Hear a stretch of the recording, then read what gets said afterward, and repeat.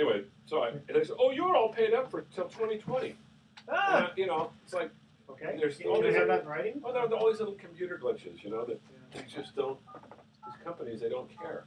No wonder customer service is in the shits, you know. What I do is I use magazine miles. I just use my United Airlines miles. That's a good idea. Because I don't use those anyway because I can never trip. And he must see we're calling him in. Well, there we go. Is it Marcus? Hey, Marcus. It's Edward Brown and Bruce McGowan. How are you? Good. How are you? Good. Good. You ready to go, Marcus? I am. Ready as I will ever be. All right. All right. So we did our two little. Yeah, we do a little 2-minute introduction here, and then take a quick stop, and then we'll get you on right away. Okay. So hold on. Here we go. All right.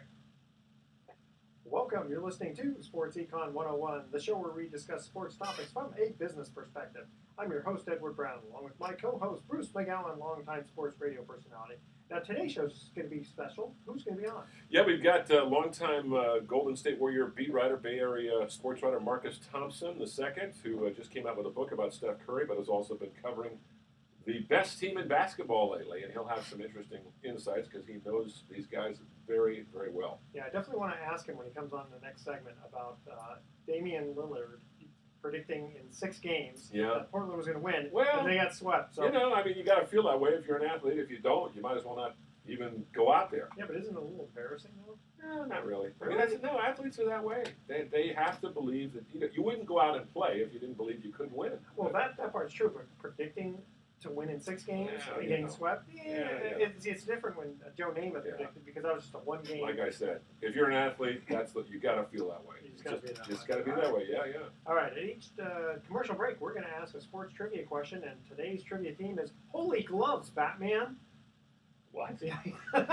What? And you will understand because it's going to be talking about baseball and players with their fielding situation. I see. Okay. Right? Gotcha. All right. So this segment of Sports Econ 101 is sponsored by Pacific Private Money, still providing mortgage investments that are currently yielding over 7.5%, secured by real estate. It doesn't get any more conservative than that. You got to check them out at pacificprivatemoney.com. And also, what's going on with our San Francisco Giants? Let's not talk about that. That's a sore topic. Let's talk about the winners. Okay, well, we got to talk the Warriors. Yeah, that's true. We got to talk about the Warriors, and Cleveland looks like they had a little slump there, but get some they're doing okay. Get some insights from Marcus. He's an NBA junkie. I mean, he knows the league as well as anybody. So a lot better than I do. I go out to the games occasionally, but I'm not a junkie like Marcus. He knows his stuff. When we get Marcus on in the next segment, we'll have to ask him all these questions and see what he predicts. Don't touch that dial. Sports Econ 101. I'll be right back. All right.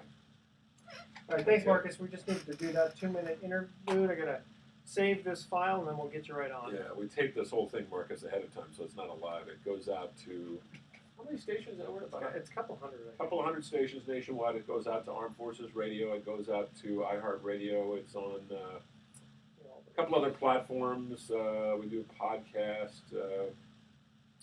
webcast. Webcast also? Bruce, is this a humble brag? Because I already know you're a star. Yeah.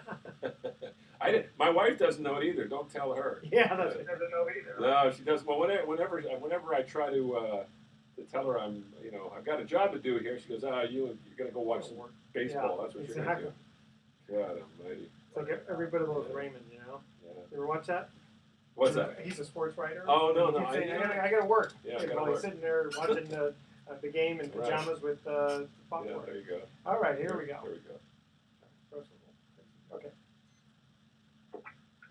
Well, welcome back to Sports Econ 101. I'm Edward Brown, your host, along with Bruce McGowan. Bruce, who's our guest today? Yeah, Marcus Thompson II, sports columnist with the San Jose Mercury, the East Bay Times, flagship publications of the Bay Area News Group, has been covering the NFL and other Oakland sports, in addition to covering the Warriors for the last 10 years, which has been a fun assignment because 10 years ago, the Warriors were at the bottom of the barrel, and now they're the kings of the hill. I mean, this team is amazing. I don't think there's anybody that's going to beat them this year. It's possible if they have some injuries or they run into a little spell of bad luck. But well, you said 10 years ago. Wasn't that We Believe?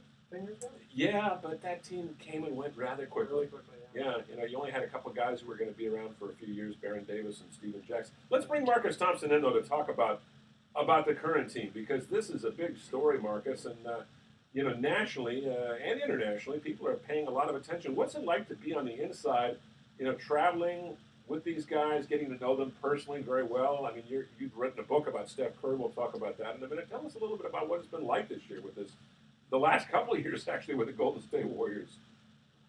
It's been crazy. I like the position they're in because they get to hang around. That's got to be crazy. Well, you always have such a fun time. I noticed the other night I was in the locker room and you're talking with Andre Iguodala, and you guys are cracking up. And are you guys just talking about life in general, or are they that relaxed around you that you can just?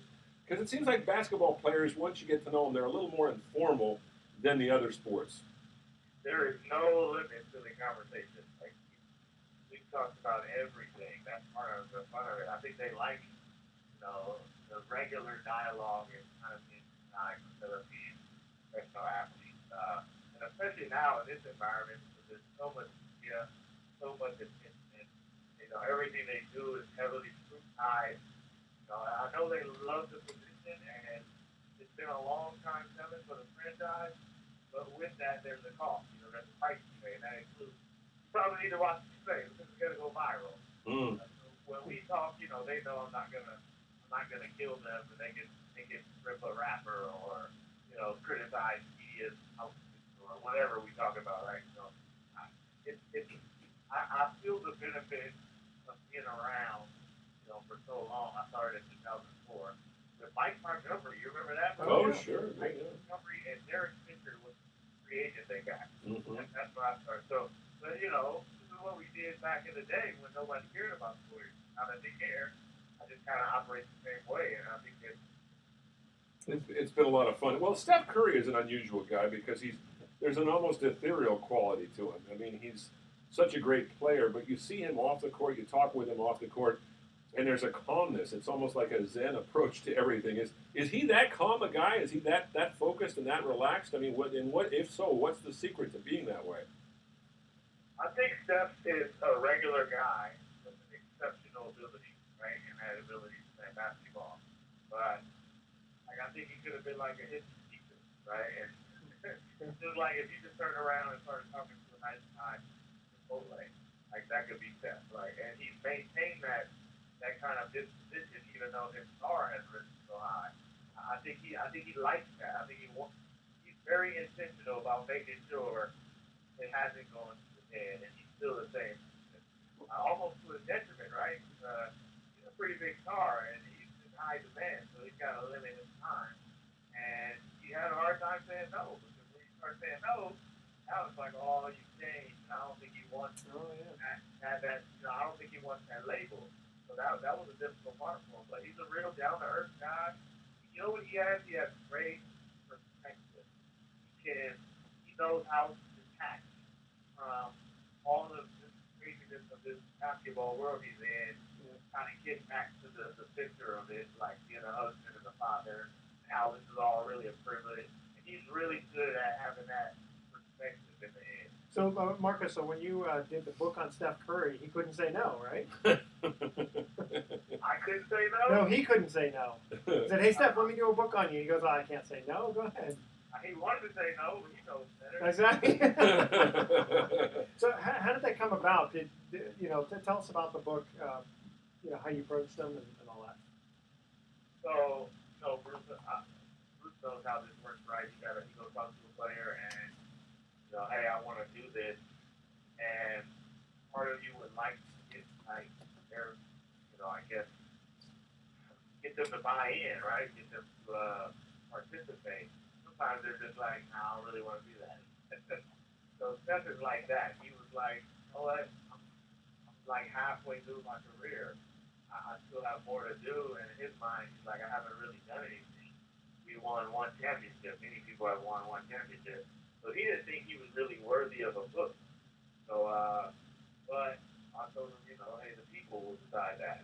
Yeah. It's interesting watching Curry too, because couple of years ago, maybe 4 years, 5 years ago, when he was just a young player, he looked like a good player, but he was obviously injury prone. He'd had some problems with his ankle, as he wasn't a great player, but he was becoming a very good player. Then suddenly he just became, and maybe I wasn't watching it. Obviously, I wasn't watching it as closely as you, but within a matter of a year or two, he became a phenomenal player.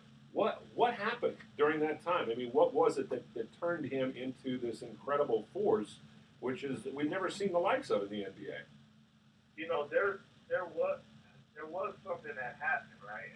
There's a team. One of them, he got a good coach. Mark Jackson kind of helped. Mark Jackson changed like the culture and showed him how to win, like how you win in NBA, the kind of mindset. He made them, he made Steph Curry believe in himself and like kind of own how good he was. I think another thing happened, prompted by the ankle injury. I think Steph wanted to fit in a mold to prove he could. When he got drafted, he said he couldn't play point guard. He wasn't big enough. He wasn't athletic enough. And his mindset was to prove that to be correct. He's a very unselfish player, so he doesn't like dominating or ball hogging or even being seen as that. So he really kind of fit his game to this NBA mode. And I think when he hurt his ankle and he came out of that, there was so much doubt about him. And all right, I gotta prove to all of you who didn't believe in me that you were wrong. And I think that led him to be more aggressive and to dominate. I think what's interesting too, Marcus, is if you look at his stature, he's grown more muscles. He's matured physically too. He's not a young 20-something-year-old anymore. How old is he now? 27? He's almost 28. 28. Yeah. I mean, you can see the muscles on him now. Not quite Iguodala size, but he's got that definition.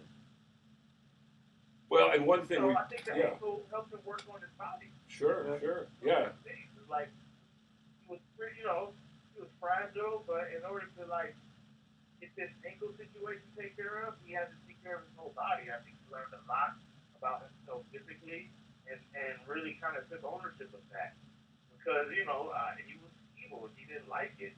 And, next thing you know, he's got like a muscle contract. Well, it's kind of interesting. I was noticing this television commercial that's quite popular with him and Serena Williams where they're playing ping pong. And Serena looks like she could just pick him up and throw him across the room still. I mean, Steph has gotten bigger, as Edward was saying. He's built up his body a little bit. But he still looks like an average guy. And that just reminds us, those of us who cover sports, that you don't have to be muscle-bound to be a great athlete. As long as you have enough of a musculature and a strength and a desire. I mean, that's the thing about Curry. He's cold-blooded out there. I mean, this guy, he never seems to – it's pretty hard to humble Steph Curry, isn't it, Marcus? I think that's what he kind of exposed is that, skill can compensate for winning a genetic lottery, right? Yeah. Look at LeBron, he won the genetic lottery. Yeah. And he runs like a deer. I don't care how much you work out. That's a gift, right?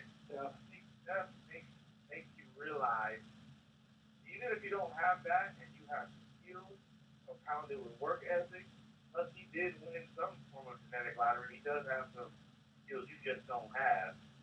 But you can see it. Hey, Marcus, stay with us just a quick second. We got to run to a quick commercial break here. Got to ask this trivia question. Okay, we're talking about a Holy Gloves Batman. All right. What San Francisco Giant had a terrible fielding percentage of .887 in 1984? That's our trivia question. Ooh, Email I should know that. I covered that team. 101.com. Don't touch that dial. We'll be right back. Sorry about that. The station has these hard breaks because we are on Armed Forces Radio. So, how did practice go today? Routine? Marcus, how did practice go today anyway? Same old, same old? Yeah, same old, yeah. No Steve, Mike Brown is in the big chair. Can I ask you, let's talk a little bit about him too, because I really like Mike Brown, but that's got to be a tough thing to have to change coaches right in the middle of the playoffs. So I guess, but the thing is, do with a team like that. Yeah, it sounds like that they maybe, and we can get into this, maybe they brought him in with that in mind. If Steve wasn't going to get any better, at least they would have a guy available as they had with Luke Walton. That's Yeah. true. I don't think so. Don't think so? Okay, all right, well, let's talk about it. Also, I was going to ask, is it okay to ask about like the book signing, for Steph? Can we talk money at all? What do you mean? Well, I mean, like, did Steph get a certain amount to allow this book to be? No, I mean, yeah, you can ask, yeah, but. No. Okay, I just want to know if it's off limits. That's fine. We won't. No. I mean, usually when you write a book about something, it's an interesting thing. But usually, unless it's written with somebody, if it was like Marcus Thompson and Steph Curry, then he would get paid. He's writing a book about Steph Curry. Oh, God. So it's a totally different thing. He's not co-authoring. Unauthorized. Unauthorized. Gotcha. Yeah. There we go. All right. Well, let Bruce ask us about it. Okay. Here we go. Welcome back to Sports Econ 101. Again, I'm Edward Brown, your host, along with Bruce McGowan. Here was our first trivia question. What San Francisco Giant had a terrible fielding percentage of .887 in 1984? It's funny because you think .887 sounds like a good number, but Yeah, that means you're kicking away about more than 1/10 of every ball. Yeah, exactly. I covered that team closely. I went to just about every home game that year, and I remember Johnny LeMaster, I believe, was the shortstop, but I don't think it was Johnny LeMaster. He was a pretty good fielder. The second baseman that year, I'm trying to think who they had. I think they had Brad Willman. It was a pretty bad team. They finished in last place the first of two consecutive. I'm trying to remember if he was a first baseman or if he was an outfielder. Darrell Evans? No. Who was it? Joel Youngblood. No, he was a third baseman. Joel Youngblood. No, interesting thing about Joel Youngblood, he played everywhere. He played the outfield and the infield. And that year they had to put him in the infield because there were some injuries. Good player, though. A very good player off the bench in '87 when the Giants won the division. Joel Youngblood was a very important part of that team and did a great job off the bench. Okay. Anyway, we've got Marcus Thompson joining us, longtime sports writer who has written a book about Steph Curry. And we were just talking about the Warriors and Curry when we broke away for the commercial. But Marcus, this Warrior team right now, as we speak, they are getting ready to play in the second round against, as we are doing this, we don't know if it's going to be Utah or the Clippers, probably Utah, but you never know. And it looks like for now that Mike Brown, the assistant coach, is going to be sitting in the chair until Steve Kerr gets well. He's had some terrible problems with the back, aftermath of the back surgery, some spinal fluid leakage, just debilitating pain.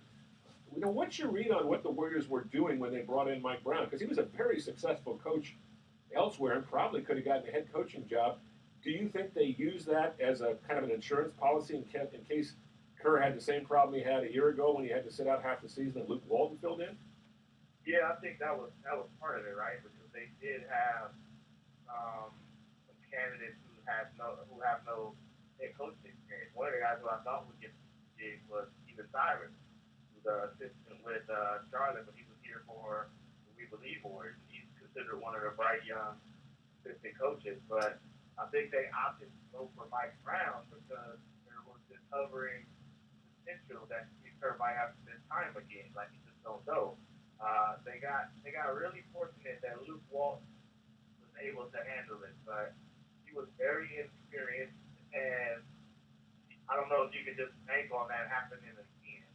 So I think they went with somebody who's seen some things, done some things, and just after that, take some caution. However, I don't think they figured it would be during the playoffs. Mm-hmm. I thought they would be like a regular season thing they were preparing for, but he made it through the whole season. That's why this is kind of jarring that it's happening right now. Well, you mentioned about Luke Walton, though. He got kind of pirated away to the Lakers, didn't he? I mean, it's not like he was offered the job. I mean, what I mean is that the Lakers basically reached out to him, and he took the job. Absolutely. It was the one he said all along. That's the one time he was leaving for. Because he was smart enough to know you don't really just go to any situation on your first gig. It's almost like a setup to fail. That's normally what you're given. As a first-time head coach, it's a really bad situation. So he wanted a good one, and he knew he was in one. And keep in mind, he was just playing 4 years ago. It's not like he's been on the bench for a long time. So the Lakers loved what he did, and he's a Laker at heart. And it's working out pretty well for him.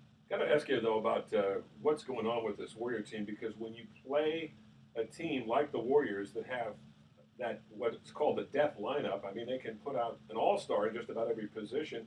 I mean, this is something we have not seen ever in the NBA. And Magic Johnson, even, I mean, he had Worthy, he had Kareem, and he had guys like Norm Nixon, but they didn't have the depth.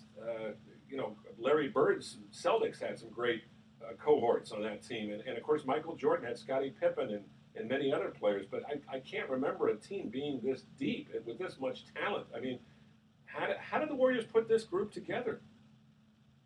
They did it through the draft.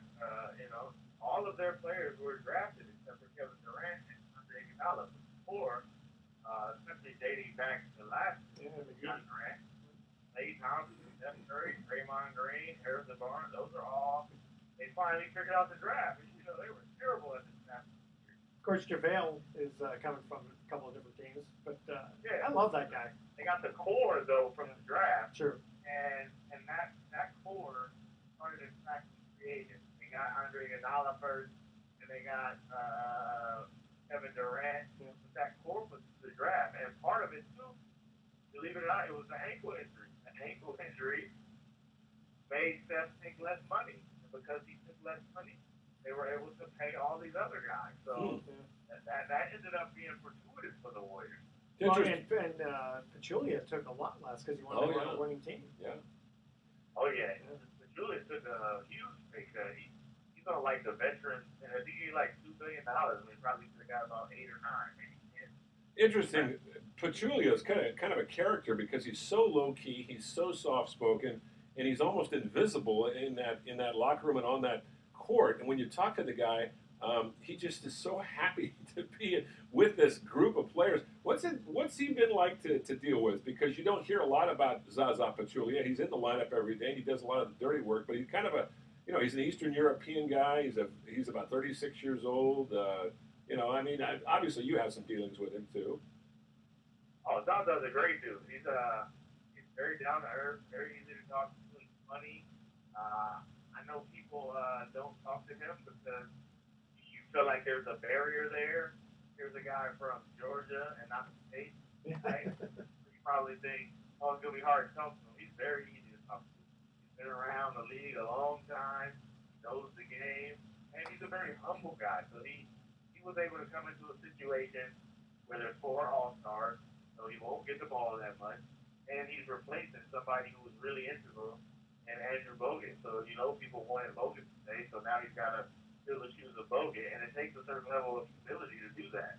I think he's got it. He fit in pretty well at the next level. Another guy who really fascinates me, and I had a chance to talk to him for the first time the other night, and I really, for the first time as a Warrior, because I don't get to go to the locker room that often anymore, was David West, who's also about 36, and towards the end of his career, had a couple of all-star years and took a big cut and pay to come to the Warriors. And David West is a fascinating character. There's a lot more that meets the eye to David West. I mean, tell us how tough he is. Well, he's not only tough, but he's interested in a lot of things that have nothing to do with basketball, Marcus. And I know you probably have had a chance to converse with him and Andre Iguodala, another one. I mean, that's the fun part, I think, of this team is that they're really their personalities and their interests are just they're all over the place.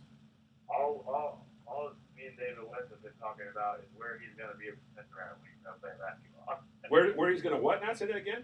Where he's going to be a professor. He's going to be a professor, and I'm trying to get him to go to my old college. Is that right? What does he want to be a professor of? Probably history, African American history. And that dude is a walk-in encyclopedia, let me tell you. You bring up anything, he's going to have some kind of history lesson for you on it. It's amazing how he's able to retain all that in the middle of an NBA career. He's impressive, because if I'm a basketball player, I'm probably going to live, eat, breathe, drink basketball. Sure. Probably won't remember my middle name. Just drink basketball and can tell you about what happened in 1968. Yeah. That's right. Well, I was kidding him about that because I said before I did the interview, I said, you're talking about stuff that you weren't even around for. I remember when I was a kid. He says, well, I've been reading a lot of books, so he knows. But Andre Iguodala, another one of these guys who he looks like he could be I think he could be a good coach. I don't know. What do you think, Marcus? I don't know. Andre Iguodala is impatient. Is that right? Is impatient? He was like a borderline savant. Is it really? He doesn't understand why people don't get it. He's impatient, huh? He doesn't. Come Well, on. he's an intelligent basketball player. You know, it's like, hey, if I can do it, anyone can do it. Yeah. You know. Watch him on the court. He's like looking at his teammates, like, "What are you doing?" Like, dude, it doesn't come to everything like that. Like, not everybody figures this thing out. He's like John Nash on the court, and he thinks everybody else will be the same. Now, are you making any predictions for finals? No, I predicted last year that the Warriors will win, and look what happened. So, barring injury, I think they'll win. I'm predicting that they'll win. And who are they going to play? Cleveland. Nobody's beat LeBron. It's not happening. Nobody in the East is good enough to beat LeBron. If there's one like sleeper team that could like play a perfect series, it's Washington. Really? The Washington Wizards, huh? Wow. Yeah, John Wall. Yeah. John Wall might be like on the stuff what Curry or Kyrie did, where he's a good player, and all of a sudden, damn, wow, he's incredible. I think he could do something like that. Not that he will, but and nobody else is beating LeBron. He's good. Marcus, we're talking to Marcus Thompson, longtime beat writer for the Warriors, who's written a book called Golden. It's about the miraculous rise of Steph Curry. There was an interesting little aside in your book I just read where Steph Curry is watching last year, Game 7, the final seconds are clicking down, and the Cleveland Cavaliers have stunned the Warriors to dethrone them and win the championship. And they're celebrating on the Warriors' home floor just as the Warriors had done the previous year on Cleveland's home floor. And most of the players have gone to the locker room. They're pretty upset about the whole thing, and they still can't believe it. And Curry actually stays out on the court and watches the celebration. I mean, what do you think's going through his mind at that time? Do you think he's sort of just in a kind of planning for next year? Planning for next year, yeah. Well, I mean, wait, we want to hear the answer to that. We do have to cut to a quick break. When we come back, we're going to have Marcus answer that question. All right, here's our next trivia question. Talking baseball gloving, right? Right. More known for his bat than his glove, which third baseman committed 34 errors in 338 chances in 1993 for a terrible fielding percentage of .899? Oh, boy. And when we come back, if you don't know the answer, I'll give you a couple of hints. All right, stay with us because you're listening to Sports Econ 101 with Edward Brown and Bruce McGowan. Don't touch that dial. We'll be right back. All right. Thanks, Marcus, for hanging in there. Appreciate We'll do one more segment and we'll let and you go. Appreciate you doing it. How old's your kid anyway? How old's your daughter? 9. Oh, I got a 12-year-old. She's almost there.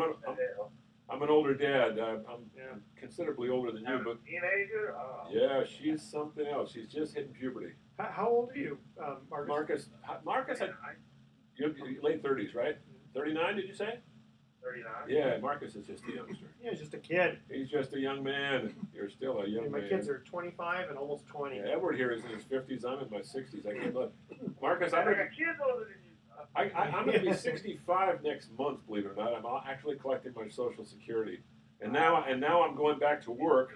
Yeah, now I've been back to work for 3 weeks at KCBS full time, so it's crazy. So, but it's a good thing. It's a good thing.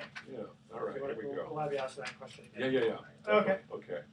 Good stuff, Marcus. I appreciate it. Yeah, really appreciate it. All right, here we go. Welcome back to Sports Econ 101. One more time, I'm Edward Brown, your host, along with Bruce McGowan. When we cut to our last commercial break, we asked this trivia question. More known for his bat than his glove, which third baseman committed 34 errors in 338 chances in 1993 for a terrible fielding percentage of .899? Again, I should know this because I remember I covered about 100 Giant games that year, traveled with the team. And didn't play for the Giants. No, of course didn't play for the Giants. Giants had 4 Gold Glovers on that team. Matt Williams, Robbie Thompson, I think not Willie McGee, but maybe Darren Lewis.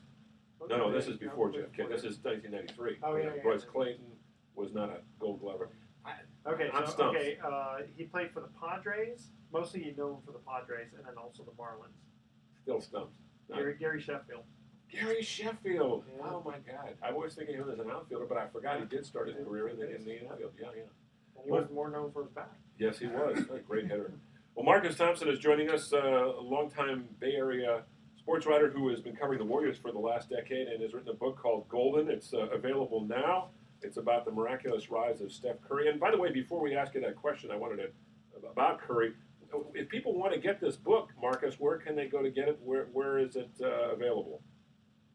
Oh, they can get it wherever they buy books. I Amazon, Kindle, Barnes and Noble, your local bookstore, Google, iTunes. We have flooded the market with builders.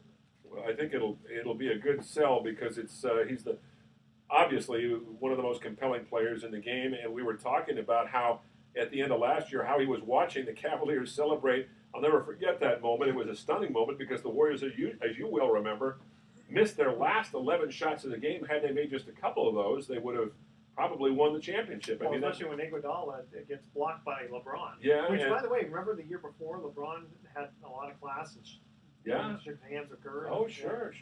But what do you think was going through Steph's mind as he's watching that? Because most of his teammates are probably trooping in the locker room and they're not really paying much attention. But Steph stayed out there for a while. I think he was indeed fighting for next year. Yeah. I think he wanted to feel it. And one thing I've learned about Steph is, again, he's got great perspective. I think he understands that winning and losing is all a part of it, and he wants to feel it all. I think that's how he is. I'm sure he wanted to have a moment with LeBron, just as like stars who just ruled it out. And I know he wanted to say congratulations, right? Because that's what he grew up watching, right? With Bird and Magic. Jordan and Karl Malone, or Jordan and Gary Payton. Like, I think he appreciates that element of the game, and it was fuel. It was going to be fuel. He was about to have to work out and get ready for the next season, and he wanted those images in his head. He was motivated.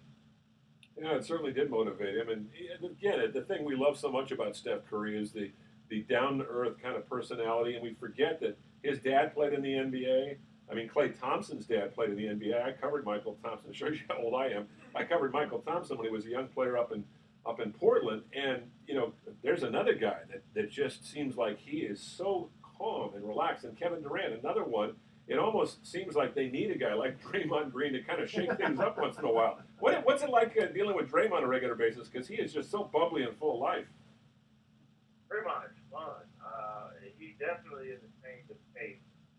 The Warriors locker room is very, they always say the right thing. They avoid controversy. They try their best anyway to avoid controversy.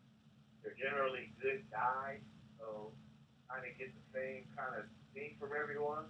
Draymond is the change of pace. He's the guy that's willing to talk trash and jab back and forth, right? The guy that, brings some little wildness steady. I think they do need it on the basketball court, and as media members, we definitely need it because you need somebody to not say what you expect them to say sometimes. Yeah. I think one of the things I really appreciate about Draymond is how hard he works. Sometimes you see guys kind of lollygagging around on the court, but the one thing about him is, and I watched the last game I watched, I just noticed him where it's like he never slows down. He got that much energy; it's just incredible. Oh yeah. It's crazy too because when he came out of college, they were like, he's not athletic enough, but he covers so much ground and he's all over the place. What his secret is, he's just smarter than everybody else. He can anticipate and read, and he knows what people are going to do. So he can go over here and he knows where he's going to end up over there, so he can get a head start. It's really great to watch him maneuver on defense because it's quite the sight to see. Well, the Warriors' defense is the key to their success. Everybody talks about the great outside shooting and the ability to bring in all these players off the bench who have experience, but it's the defense that keys everything. And Draymond is the centerpiece to that. I mean, he blocks 3 or 4 shots a night. He clears the boards. He does all the dirty work. But you look at it, Marcus. It's always fun to look at the stat line because he's always invariably got like 12 points, 10 rebounds, 8 assists because he's a selfless guy passing the ball, and he's got 4 or 5 blocks. Plus, he takes it. The other day, I guess it was against the 3-pointers. Yeah, 3 3-pointers, yeah. I think. So he can do it all. There's not anything this guy can't do. He's not that. He's a big guy, but he's not huge. He's what, 6'7", 6'8"? 6'7", yeah, which is pretty small for a guy who defends like he does. I think he's going to be defensive player of the year. It's probably a demeaning term because he's better than that, but he's really their true guy. He's the guy that kind of holds everything together on both ends. The defensive end, he's like the quarterback. He's the safety valve. He's also the aggressor. He kind of makes all of that work on offense. He's a playmaker and creator. He's the guy who passes and gets things moving. That's very strange. like in every area of the Warriors play, you'll find like Draymond Green's fingerprint. And he's better than like a typical blue guy. That's what you say about somebody who, they're pretty good, but they're important. But Draymond is better than that. He's like an elite blue guy in multiple areas on both ends of the court. Yeah, I've been noticing the last few games he's been very, I don't want to say careful, but I'm just going to say he's been very careful about not throwing the ball away. Because sometimes he would just make these passes. You go, what is he thinking? Why is he doing that? But he's been a lot more calculating in it. And I think, that's the main thing. They get offensive rebounds and they don't throw the ball away. It's really tough to score against them. No question. I think they do get. I think sometimes they get bored and just want to make it. Yeah, that's okay when you're up by 30 points and there's only 5 minutes to go. Well, some people, Marcus, do compare them to the Harlem Globetrotters. I used to go to watch the Globetrotters when they'd come to town and put on those amazing exhibitions of passing and shooting. But the passing is what really amazed me. And the Warriors always, it's almost like that old movie Hoosiers where Gene Hackman is saying, we make 5 passes before we take a shot. I mean, it's almost like the Warriors have that scripted unless it's a fast break. And even then, I mean, is it the guys just enjoy that part of the game so much because, and most of the time the passes are right on the money. Yeah, they have a bunch of unselfish guys who like passing. Like Draymond loves passing, Steph loves passing. Clay's probably the only one who doesn't like that. Catch and shoot. I like passing. Yeah. Steve Kerr counts their passes. They want to get 300 minutes of the game. So wow. It is a lot like Gene Hackman and Hoosiers, right? Where he's like, if you want to look why we didn't play well, why we didn't score like we should, one of his barometers is counting the number of passes they make. Another barometer is assists. They want to hit 30 assists to get 300 passes. Wow. So they do like moving the ball. The Warriors, their whole offense like Econ money is really what it is. Keep passing the ball. Make a mistake or pick the wrong area, they go on the other way. I almost feel sorry, Marcus. I almost feel sorry when I watch some of these other teams playing once in a while. I mean, I really do, because I mean, there are nights when they're going to have a tough night shooting, and guys are having an off night, and somebody fouls out or maybe even gets thrown out. But generally speaking, I mean, it's almost unfair because they just have it so together. I mean, I just don't see them losing this year. Under any circumstance, even if Durant doesn't play. And I'm sure he will, but even if Kevin Durant is out and Steve Kerr is not coaching, I still don't see them losing, even the LeBron and the Cavs. I don't know. Maybe I'm crazy. I mean, well, we already know you're a little crazy, but I mean, I don't think that makes you wrong. My wife has always told me that anyway. But it's still unfair in Game 4 when they blitz Portland like that. They're making all these threes and they're up by 30 points. I feel a little bad for Damian Lillard and Portland. Yeah, Edward was raising the point during a break. He was saying that Lillard made a prediction, I guess. And I didn't remember him saying it that boldly, but I guess he did make it. Blazers in 6. Yeah, Blazers in 6. And I guess that's sort of typical. You want to pump up your guys and make them believe, but man, that had to be a humbling experience. And this is a guy playing against the team that he grew up watching as a kid because he's from Oakland, Damian Lillard. Well, they're all delusional, all of that. They know themselves like Steph Curry. Like that's why there's a book on him, because he's delusional. Everybody in the world said he's not good enough. He doesn't have the athletic time, and he's like, he's wrong. The entire world is wrong. Like that's how they get to this level, because they're delusional, and they see the odds in front of them and say, I can defy them. Yeah, but look what good supporting roles his parents played. Yeah, that's very true. I mean, it helps when you've got like great supporting parents. I just feel like Dame, he made a prediction.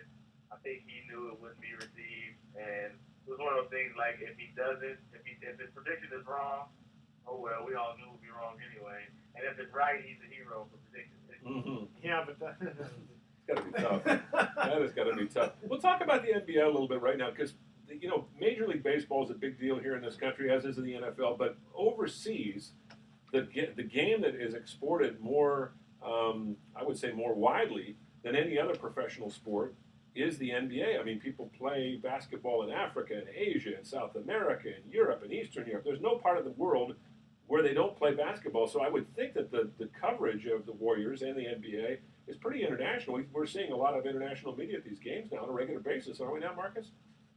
oh yeah, this thing is huge, and that's one of the things that Steph Curry helps do because he is, quote unquote small, and he does make smaller people feel like, what, I can play. So that opens up basketball to a whole lot of people, right? To a whole lot of people who are not 6'8" and run like a deer. If you look out there like, hey, if I work hard and if I can shoot and dribble, I can participate. India's fair game, China's fair game. Steph is huge. He goes to China every year, and they go insane because of him. No question.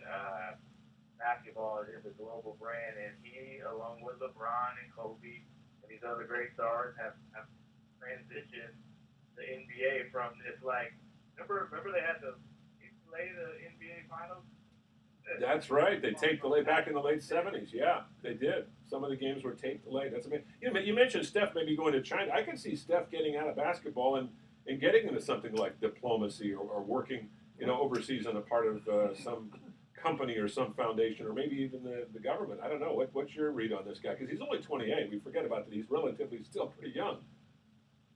Yeah, I don't think he would get into politics if he has to say something, right? And I don't think he likes speaking like that. I think he likes to do. So I could see him doing philanthropy work or running some kind of nonprofit or becoming like a Magic Johnson-esque business person and trying to help communities that way. I think that's what his calling will be. But he's definitely going to be somewhere trying to help somebody, and this empire is just in the process. Hey, Marcus, thank you so much for joining us on Sports Econ 101. We definitely have to have you on again. Oh, no problem. Thank you. Thank you. See you out at the game soon, Marcus. Thanks so much again. All right. All right. Marcus Thompson, good guy. And again, the book is Golden. It's about the miraculous rise of Steph Curry. And go to your computer and Google it, and I'm sure you'll be able to find a book for it. Yeah, you'll find it. All right, here's our last trivia question about Holy Gloves, Batman, which, by the way, I get from this trivia contest called Fun Trivia. Oh, okay. So we're going to give credit to them. Okay. Who was the last player to commit 50 errors in a season? I've been stumped today. I am not getting this, and I'm a baseball guy. Don't touch that Oh, dial. man. We will be right back. Killing me. Well, these are kind of... Yeah, that's okay. That's all right. That's all right. They're kind of hard. Marcus is good, though, don't you think? Oh, yeah. Yeah, he's got a good sense of humor. I love Iguodala. Yeah, I mean, he's I'd love to fun. meet. That's the thing. I would love to meet these guys. Just not because I get starstruck, great guys. but just just seem like kind of fun guys. Well, it's just what helps me is now these athletes are young enough to be. Most of them are young to be my kids. I was thinking the same thing. Much more so. Well, Christian's 25. Yeah, I mean, I could have easily had a kid when I was in my 30s. Oh, I'd sure. be in their mid-30s right now. So. You're almost old enough to have a coach. Yeah, I'm glad I didn't do that. Man. I was not even ready for a relationship when I was in my 30s, let alone having kids. Listen, you got to live life. Yeah. No, I mean, I was. The problem is when you're covering sports, and you love it, and you don't want to have a 9-to-5 job, and you never want to have a 9-to-5 job, which I never did. Yeah. It doesn't make for it's not easy to have a normal life, conventional life. So I realized that very early. Well, you're smart rather than having a ruined relationship. Yeah. Well, a lot of people in my profession, more than half probably have. More than half have. If they get married, it doesn't work out because the wife, or if they marry somebody in the media, it's even worse because they have their problems too with getting fired and moving on. So sure. Yeah. Yeah. How many athletes get divorced? Oh yeah, too many. Well, welcome back to Sports Econ 101. Last time for today, I'm Edward Brown, your host, along with Bruce McGowan. Here was our third trivia question, which stumped our master. Who was the last player to commit 50 errors in a season? Wow. And this goes back a ways. Okay, this goes back to what, the 1950s? Yes. And this is somebody who I may have heard of. Okay, now go ahead. Roy Smalley of the Cubs. Oh my gosh! You know that Roy Smalley was he had a son who played in the major leagues as well. Yeah. I'm thinking of Smiley now. No, for the Minnesota Twins, and I'm trying to remember his name. He played a few years back in the 1990s and 80s. Pretty good player. Not Roy Smalley Jr. It would have been That guy, yeah, I believe it was. Yeah, Oh, yeah, okay. yes. No, yes. I mean, I'm just thinking if there was a Roy No, that was his dad. I completely forgot that name.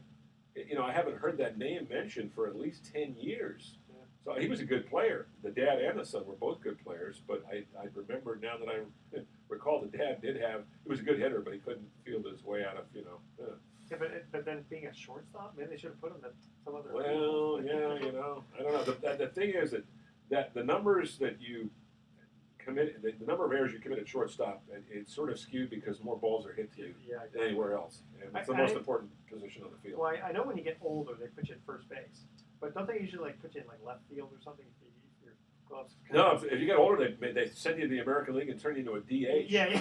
Oh, that's true. But I hate the DH. I'm sorry. I know that people out there disagree with me. I grew up. The baseball was good for 70 some odd years in Major League Baseball without a DH. If you can't play in the field, get out of the game.